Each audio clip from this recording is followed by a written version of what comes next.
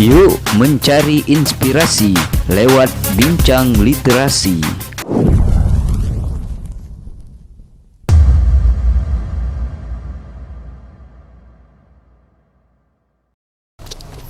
Assalamualaikum warahmatullahi wabarakatuh. Jumpa lagi bersama saya Abulaka Arsyaida di rubrik Bincang Literasi. Kali ini kita ngonten di luar karena ini kebetulan hari ini akan ada proses ya, rencana pengosongan di Pondok Mesuji dari pihak pembeli melalui mafia. Maka semua warga Sumsel, terutama mahasiswa Sumsel, itu berkumpul di sini. Nah, kita akan memperbincangkan itu karena status tanah ini masih zero lah ya.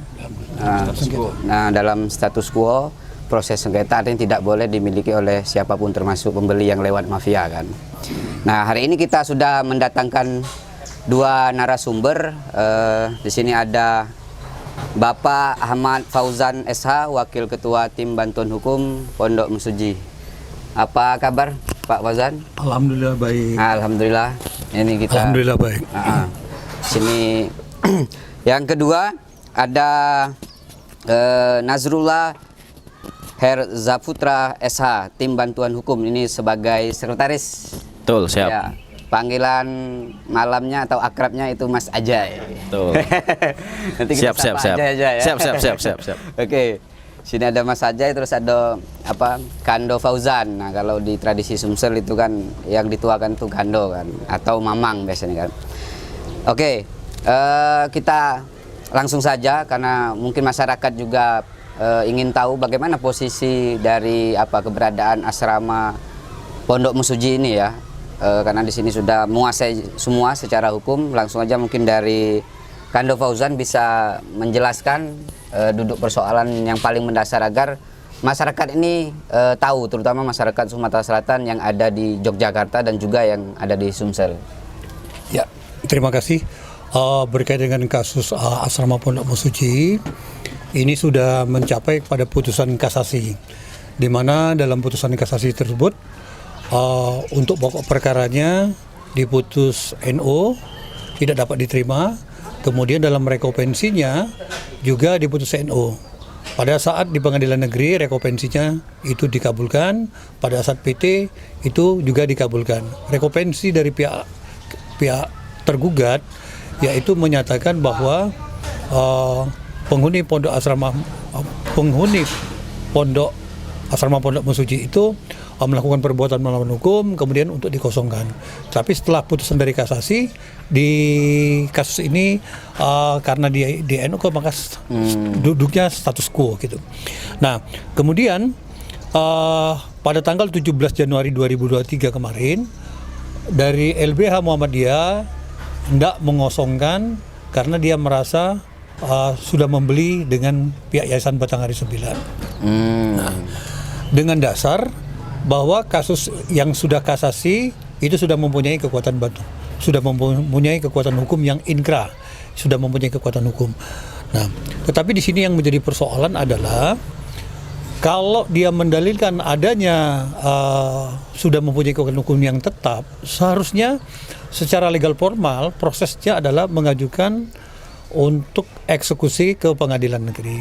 Tetapi ini tidak dilakukan dan mereka secara independen hendak mengosongkan, memerintahkan untuk mengosongkan. Nah, pada hari ini kita tim bantuan hukum bersama masyarakat dari Sumatera Selatan, adik-adik pelajar dan mahasiswa berkumpul untuk mempertahankan dan memperjuangkan asrama Pondok Mesuji. Artinya kalau mereka melakukan pengosongan secara paksa itu melawan hukum berarti ya? Iya, memang seperti itu. Kalau kita kepada proses hukum, seharusnya ketika ada putusan yang inkrah dan mereka merasa dimenangkan, silakan mengajukan namanya proses eksekusi. Nah, karena kita warga Sumatera Selatan yang taat hukum, maka jika putusan itu memerintahkan untuk dikosongkan, maka dengan sukarela kita kosongkan. Tetapi dalam perkara ini, itu posisinya tidak ada, posisinya status quo, tidak ada perintah bahwa penghuni Pondok Asrama Mesuji itu untuk dikosongkan. Tidak ada. Kira-kira Mas Ajay bisa memberikan statement juga, apa sih alasan utama mereka kok berani mereka itu mau mengosongkan hari ini rencananya menurut surat ya? Yang dipegang mereka apa landasannya gitu? Yang pasti landasan mereka itu adalah mereka udah punya sertifikat HGB yang di atas balik, yang udah dibalik nama atas nama PP Muhammadiyah. Cuman prosesnya itu kan menurut kami ini ada perbuatan melawan hukum dalam proses pembalikan namanya itu, termasuk juga pensertifikatan atas nama Yayasan Batanghari 9 Sumatera Selatan. Oh, berarti itu bisa ditegaskan kalau status konflik itu nggak boleh di ini ya? Karena waktu Dibuat karena waktu pertama kali sengketa ini di pengadilan, sebelum ada masuk proses di pengadilan negeri tahun 2020, itu kita udah bersepakat sama pemilik yayasan atau pengurus dari Yayasan Batanghari 9 Sumatera Selatan bahwasanya ini masih status quo. Artinya tidak boleh ada satupun pihak yang mengklaim bahwasanya siapa pemilik tanah ini. Biarkan nanti proses pengadilan yang menetapkan siapa pemilik tanah yang sah. Cuman kita tidak tahu juga kenapa pihak PP Muhammadiyah tiba-tiba mengklaim bahwasanya ini udah sah milik mereka. Itu sudah dipastikan mereka sudah memiliki sertifikat. Berdasarkan surat itu mereka yakin bahwasanya mereka yang punya hak atas tanah ini. Tetapi kan selama proses quo, begitu proses persidangan pembuktian di pengadilan pada tingkat pertama dijelaskan bahwasanya saksi dari pihak Mualimin mengatakan ini masih jual beli gantung. Artinya belum sah 100% punya mereka. Dan sepenelusuran kami dari tahun 2020 sampai sekarang ini, setahu kami mengetahui bahwasanya pihak Mualimin baru melakukan PPJB dengan melakukan DP atau perskot sebesar 1,6 miliar. Tetapi entah kenapa tiba-tiba hari ini mereka datang lagi dengan mengklaim bahwasanya mereka akan melakukan pengosongan dengan alasan bahwasanya putusan di pengadilan negeri sudah ingkrah, tetapi dasar putusan itu mengatakan bahwasanya ini masih status quo karena pokok perkara belum diperiksa dan juga tidak ada satupun putusan pengadilan baik tingkat pertama mau sampai tingkat kasasi yang mengatakan bahwasanya tanah ini milik siapa. Belum ada itu belum ada sama sekali. Dan juga kami berharap kalaupun memang ada pihak yang mengklaim bahwasanya ini tanah mereka, ya sudah. Maksudnya kita proses saja lah. Siapa yang menentukan, biarkan hukum yang menentukan nanti. Entah pihak Mualimin melalui PP Muhammadiyah melakukan gugatan baru atau kami melakukan gugatan baru. Karena secara kerja tim kami pun, kami bukan hanya berproses di pengadilan aja kami kerja, tapi di luar pengadilan pun kami sudah menelusuri semua aset-aset yang berkaitan dengan Yayasan Batanghari 9 yang tahun 52 itu. Dan kami siap kok, bahwasannya data kami juga sudah lengkap. Artinya kami meyakini bahwasanya ini adalah milik pemerintah Provinsi Sumatera Selatan dan kami siap untuk mempertahankan itu. Oke.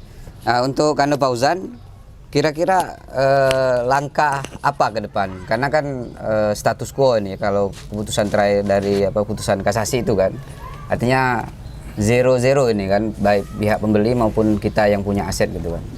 Ya, untuk kepastian hukum memang ada dua pilihan. Yang pertama, bisa kita dari pihak kita yang menggugat, yaitu pemerintah Provinsi Sumatera Selatan, atau dari pihak mereka yang menggugat keabsahan tentang jual belinya gitu. Tapi punya nggak legalitas, legal formal Pemprov untuk?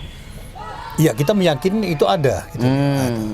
Nah, persoalannya kan untuk mengajukan gugatan membutuhkan suatu data yang akurat gitu kan.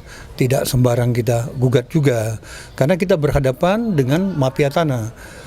Aset-aset pemerintah Sumatera Selatan yang tidak terdeteksi, yang tidak mempunyai administratif yang lengkap, ini dimanfaatkan oleh mafia tanah, itu dijual secara pribadi. Baik itu yang di Bandung, kemudian yang di Malang gitu kan. Nah, yang di Yogyakarta kebetulan ini ada perlawanan. Karena sejarahnya, historisnya sejak tahun 50-an itu asrama pelajar dan mahasiswa itu sudah menempati asrama ini gitu kan. Jadi ada historisnya, bukan ujuk-ujuk. Nah, kemudian dari Mualimin dari PP Muhammadiyah membeli ini dalam keadaan kondisi di mana mafia tanah melalui oknum tertentu melakukan penjualan. Dan sudah kita lakukan pendeteksian, sudah kita lakukan pengecekan bahwa proses jual belinya menurut kami itu tidak sah. Karena apa? Pemberi kuasa itu sudah meninggal dunia, tetapi proses transaksinya tetap dilangsungkan. Pemberi kuasa itu Pak Zaki Sirot tahun 1999 2017 ya. Oh, 2017. 2017 itu dia memberikan kuasa, 2018 dia meninggal dunia. Nah, transaksi dengan Mualimin itu dilakukan pada tahun 2019. Masa orang yang memberikan kuasa 2018 meninggal, 2019 tetap kuasa itu digunakan. Artinya itu secara hukum itu tidak sah. tidak sah. Itu satu berarti ya. Ya, itu udah jelas titik lemahnya. Kemudian kita sudah juga mengkonfirmasi kepada notaris yang melakukan proses perubahan yayasan itu. Oke. Itu tidak sesuai dengan prosedural perubahan yayasan yang lama menjadi proses yayasan yang baru. Oke, ini notaris yang ada di Sumsel Di ya? Sumatera Selatan. Iya, di Kota Palembang ya.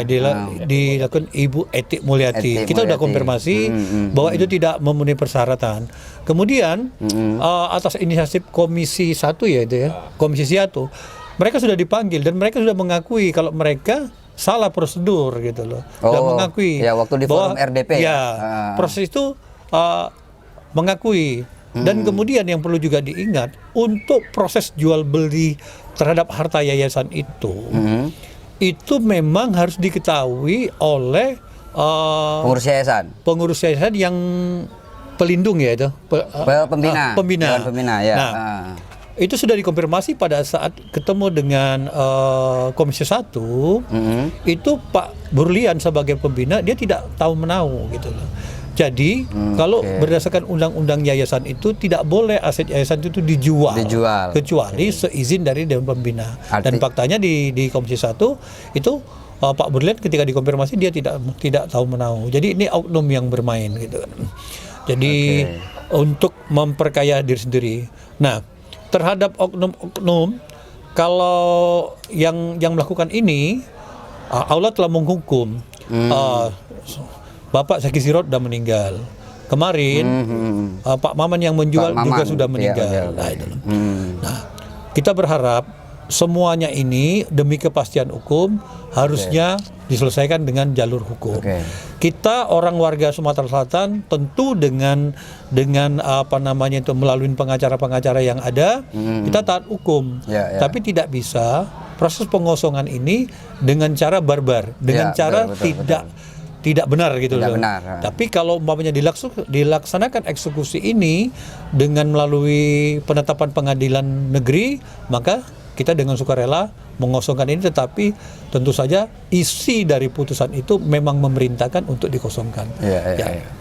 Kalau Mas Ajay ya mungkin bisa dipertegas, kemarin kan kita audensi ya. Betul. Proses-proses itu apa sih yang akan dilakukan biar kita punya legalitas untuk kemudian menggagalkan transaksi, karena itu sudah lemah juga secara hukum kan mereka menjual itu. Betul. Kan? Jadi tambahan tadi yang disampaikan oleh Pak Fauzan tadi, kalau misalnya surat kuasa menjual itu tidak sah, ditambah lagi selain ketuanya Sarkowi Sirot sudah meninggal, pihak Ahmad Ramli sebagai sekretaris dalam surat kuasa menjual itu, ketika pembuatan surat kuasa menjual tahun 2017, dia itu bukan lagi sebagai sekretaris menurut penelusuran kami.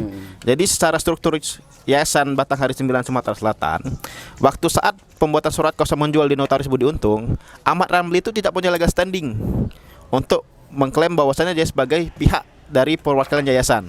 Karena sejak 2015 Ahmad Ramli itu sudah diganti posisinya. Menurut penelusuran kita di Notaris ET Mulyati. Artinya memang udah cacat hukum ketika proses pembuatan surat kuasa menjual.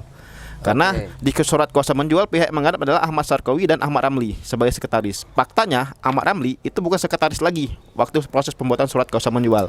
Sehingga dasar jual beli antara Maman Rahman dengan PP Muhammadiyah melalui surat kuasa menjual yang dipegang oleh Maman itu tidak sah. Batal demi hukum. Karena memang proses formilnya itu tidak benar secara hukum. Nah, mungkin bisa menjelaskan detail hasil audensi kita kemarin, bagaimana dukungan oleh Pak Gubernur gitu kan? Iya, artinya ketika kita audensi sekitar bulan Agustus atau September 2015 itu 2022, Gubernur mendukung langkah kita dalam artian dengan artian Gubernur dalam bentuk dukungan itu adalah mengeluarkan SK. Untuk penyelamatan yayasan aset Pondok Mesuji, baik di Yogyakarta maupun di Bandung. Kita tim hukum dan orang-orang masyarakat baik dari KPM maupun alumni itu dilibatkan dalam SK tersebut. Termasuk juga perangkat-perangkat dari Provinsi Sumatera Selatan, pemerintah Provinsi Sumatera Selatan itu perangkat-perangkatnya juga termasuk dalam SK tersebut. Sehingga itu bentuk konkret dari dukungan gubernur, dan juga DPRD juga mendukung Ya, semua betul. langkah yang kita lakukan. Termasuk gubernur juga meminta bahwasanya kita memobilisasi terkait dengan PP Muhammadiyah yang telah memberikan uang DP kepada pihak yayasan.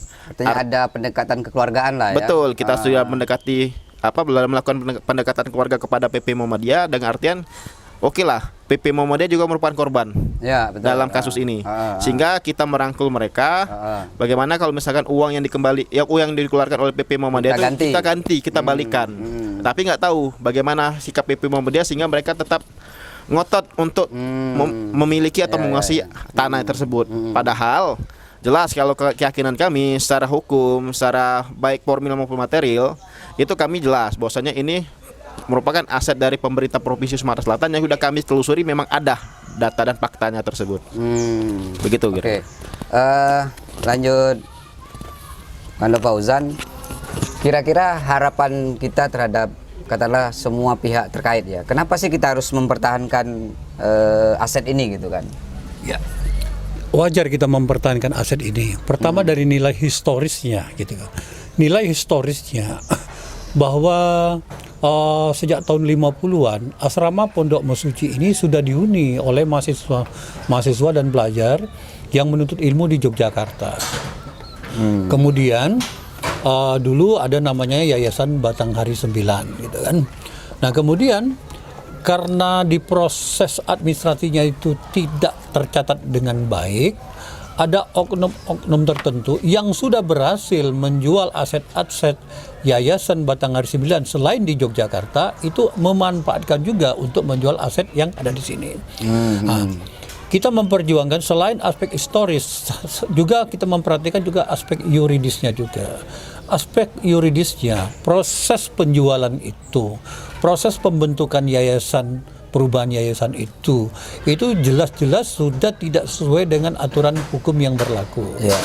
Nah, kita memperjuangkan selain aspek historis dan yuridisnya, di sini ada aspek sosial, yaitu sesuai dengan bunyi dari ADRT di dalam yayasan yang lama maupun yang baru, bahwa kepentingannya itu adalah untuk kepentingan pendidikan Ya. pelajar mahasiswa yang menuntut ilmu di Yogyakarta.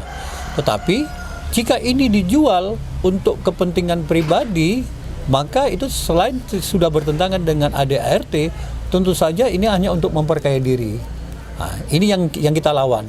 Jadi kita ingin, kalaupun ini ada proses hukum, ya pakailah proses hukum yang benar gitu. Tidak dengan cara mengosongkan, tetapi tidak sesuai dengan prosedur. Itu yang kita lawan. Artinya ini kan cara-cara mafia lah ya, kalau proses-proses pemaksaan dan segala macam itu kan. Artinya tidak hanya persoalan kita bertahan, tapi juga kita mengkampanyekan gimana caranya kita ini melawan mafia tanah gitu ya, Kando Fauzan ya. Ya, itu jelas. Itu jelas bahwa kita, terutama kami sebagai penegak hukum, bahwa terhadap permainan mafia tanah ini memang harus kita lawan gitu kan. Kita lawan gitu loh. Jadi tidak hanya kita memperjuangkan kepentingan adik-adik mahasiswa dan pelajar mahasiswa yang ada di asrama Pondok Mesuci, tapi faktanya juga kalau proses hukumnya itu benar sesuai aturan hukum yang berlaku, dan dinyatakan kalau umpamanya kita kalah ataupun kita menang, ya kita harus taat dengan hukum itu. Oke, kalau Mas Ajay ini kan juga pengacara muda ini kan, artinya juga aktivis mungkin ketika jadi mahasiswa. Tadi kita sedikit bincang sama Kando Fauzan tadi, artinya kita juga harus mengkampanyekan gimana caranya kita melawan mafia tanah. Untuk bagaimana caranya bersama-sama bila perlu ada masyarakat yang merasa tanahnya diambil, karena apapun lah bentuk tanahnya. Apalagi ini kan asrama, ini kan memang kebutuhan mahasiswa untuk katakanlah yang tidak mampu secara ekonomi bisa nempat di sini, tiba-tiba kok dijual oleh mafia. Nah, ini mungkin Mas Ajay bisa memberikan penjelasan sedikit itu. Ya betul. Jadi kalau pribadi saya pun memperjuangkan aset ini terlepas dari historis sama warga Sumatera Selatan, tapi juga kan kita harus prosedur juga secara hukum. Terlebih pekerjaan kami sebagai penegak hukum juga kan, jelas kita ada kegelisahan ketika melihat memang ini jelas-jelas melawan hukum dan dilakukan oleh oknum-oknum yang tidak paham hukum tapi menerobos aturan hukum. Sehingga persoalan mafia tanah memang persoalan yang memang lagi gencar-gencarnya digiatkan oleh Kementerian BPR sama pun Jaksa Agung terkait orang-orang yang terlibat dalam mafia tanah. Oleh karena itu, untuk kita bersama-sama menghadapi mafia tanah ini ya kita harus bersatu, dalam artian orang-orang yang paham dengan aturan hukum dengan orang-orang yang tidak paham dengan aturan hukum, ya kita sama-sama bersatu untuk komitmen bahwasanya kita lawan mafia tanah itu. Karena mafia tanah ini kan kadang orang-orang nggak paham hukum juga. Tapi dia minta tolong juga sama orang yang paham hukum. Nah begitu juga orang-orang yang menjadi korban mafia tanah, ya sama-sama lah kita, siapapun yang merasa jadi korban mafia tanah, jangan diam, lawan haknya, rebut haknya, dan juga minta bantuan orang lain kalaupun nggak tahu. Karena kita sama-sama ya adalah penegak hukum yang terkadang juga ibarat kata kurang baik, dan juga ada penegak hukum yang secara ikhlas membantu orang-orang yang memang menjadi korban mafia tanah itu. Karena memang tanah ini masalah yang klasik banget gitu loh. Tapi kalau perjuangan kita ini kan murni biaya sendiri semua kan? Iya jelas. Dari awal sampai sekarang pun kita murni. Terlepas ada bantuan ataupun ya kita nggak menolak. Betul. Tapi kita nggak mengharapkan juga itu. Karena kita berjuang bukan karena kita dapat bantuan. Kita berjuang atas nama solidaritas warga Sumatera Selatan yang tidak terima apabila histori dari warga Sumatera Selatan dan Bumi Mataram ini dirusak oleh orang-orang yang ternyata bukan orang Sumatera Selatan. Ini kan kacau, gitu kan. Artinya ya, mari sama-sama kepada warga Sumatera Selatan yang pengen bergabung juga, ataupun yang sudah bergabung tetap semangat, sama-sama kita perjuangkan aset Sumatera Selatan ini. Karena mau nggak mau satu yang kena, semua kena gitu. Kita sebagai warga Sumatera Selatan harus kompak, apalagi sama-sama senasib sepenanggung lah orang-orang perantauan di sini. Pak Fauzan, kira-kira seberapa kuat ini kita tetap pertahankan? Artinya kita optimis ini tetap kita bisa pertahankan, apalagi kan Pemprov sudah mendukung gitu kan. Secara yuridis itu bagaimana gitu posisinya? Iya, kembali lagi untuk kuat atau tidak kuatnya itu kembali kepada bukti-bukti dan kemudian nanti saksi-saksi, kemudian nanti akan diuji juga di pengadilan. Kalau kita merasa kepentingan kita terganggu, memang kita harus mengajukan gugatan. Begitupun tergugat. Kalau mereka merasa kuat dan mereka merasa dia sudah legal formal proses jual belinya ataupun proses pendirian yayasannya itu sudah benar juga, tidak apa-apa. Dia gugat juga bahwa ini sudah benar, jual belinya sudah benar gitu kan. Jadi semua itu harus ada keputusan hukum yang pasti gitu loh. Tidak dengan jual beli yang tidak benar, umpamanya ini dihuni kemudian dilakukan transaksi jual beli, kan harusnya dipastikan dulu ini dalam keadaan kosong tidak bermasalah gitu. Dan jual beli itu ya tidak boleh kalau umpamanya dilakukan dengan modelnya itu jual beli gantung maunya gitu kan itu. Apalagi sudah tahu ini ada sengketa, dia bukan pembeli beretikat baik gitu loh. Mungkin menjelang penutup bisa menyampaikan harapan atau memberikan motivasi kita secara internal, katakanlah di tim hukum, juga adik-adik mahasiswa, masyarakat Jogja masyarakat Sumsel yang ada di Jogja berharap ini tetap kita bisa pertahankan, dan mungkin langkah ke depan kalau ini kita secara ingkrah katakanlah menang akan diperdayakan seperti apa ini kan. Lumayan besar soalnya aset ini kan. Iya.